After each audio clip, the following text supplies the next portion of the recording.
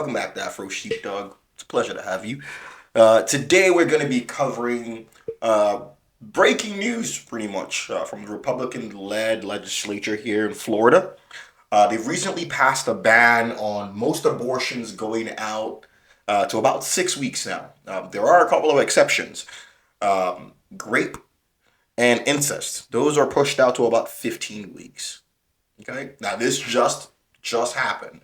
The measure has been really controversial. Democrats have really been opposing it. And protests and outbursts have been, of course, taking place all over Florida with regard to this. But we'll be walking you through it a little bit.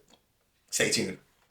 The final passage came about after a long marathon floor hearing in the State House, which they passed the proposal largely along party state lines. What we saw was a 70-40 vote on this, following the state Senate's approval. So, GOP House Speaker Paul Renner, he had to close the public viewing galleries after the protests because they threw what appeared to be paper on the House floor. Now, this measure puts our Florida governor, Ron DeSantis, in a really tricky position. He's signaled support for the legislation in the past. Of course, a 6-week abortion is very unpopular among both sides. All right, it doesn't really satiate either side. It's middle ground, which in this world shouldn't middle ground be what we're looking for.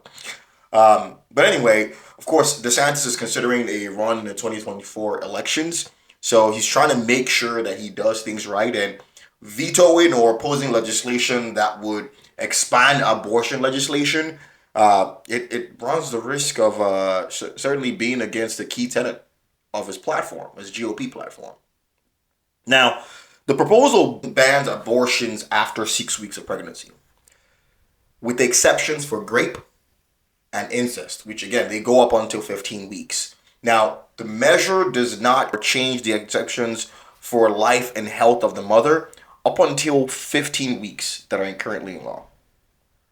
The new exemptions were sought by Republican State Senate President Kathleen Pasademo and agreed to by other Republicans. Now, the bill also includes about $25 million to expand Florida's pregnancy care network, a statewide of nonprofits that really offer a lot of pregnancy support for women here in Florida.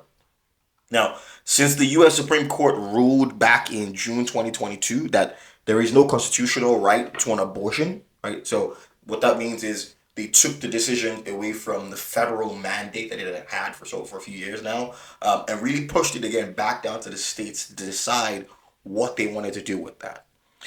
What we've seen since then is, of course, women throughout the Southeast have been going to Florida to come and get abortions after states like Louisiana, Mississippi, Tennessee, and even Alabama pretty much banned it outright. Right? So women who have been seeking abortions in Florida from out of state literally increased from about 3,988 back in 2020 to 6,708 here in 2022. I mean, wow, almost doubling. Now that's according to the Florida Agency for Healthcare Administration. Overall, number of abortions in Florida really grew from about 74,868 to about 82,192 over that same time. Again, very significant. Also very interesting that Florida is one of the few states that still allows it, at least since that legislation was passed on this side of the country, at least. This law, as we said, it really runs middle ground for either side of the party. It doesn't really satiate either side of the party, but it is interesting the stance that Florida is taking on this. So, what do we know from this? Overall, the passing of the controversial 6-week abortion ban here in Florida, it's been met with protests. There's been outbursts. People have been really, really annoyed. There's been political tension on either side of the aisle, and while supporters, of course, argue that it's necessary to protect the voiceless, opponents, of course, say that it infringes on a person's right to choose what to do with their body and overall would have negative impact on their health care. We will, of course, continue to keep you updated on this. We'll continue to keep you updated on developments with this. And of course, as we always do here at Afro SheepDog, we're not taking sides. We're looking to find the middle point where we can help guide ourselves back onto the path, the appropriate path. Thank you very much for watching. As always, don't forget to like, comment, subscribe, tell a friend to tell a friend.